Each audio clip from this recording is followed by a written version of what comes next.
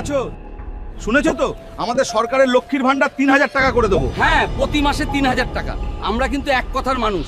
দাদা একটা প্রশ্ন করব। হ্যাঁ বোন বলুন। আপনাদের তো দিল্লিতে 1 বছর হয়েই গেল, সেখানে মহিলাদের 3000 টাকা দিচ্ছেন তো? না মানে ওটা আলাদা ব্যাপার। আর শুনছি 10,000 টাকা দিয়ে আবার অনেক জায়গায় কেড়ে নেওয়া হয়েছে। তাছাড়া কে পাবে না তাও পরিষ্কার নয়।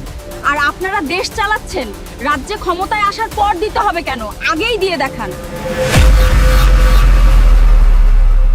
আগে যেখানে আছে সেটা ঠিক মতো দিক তো। হ্যাঁ রে, ঠিকই তো বলছে। অনেক হয়েছে প্রতিশ্রুতি, আগে প্রমাণ, তারপর বিশ্বাস। আমরা ভালো আছি কারণ এটা পশ্চিমবঙ্গ। আমরা ভালো আছি কারণ দিদি আমাদের সাথে আছে।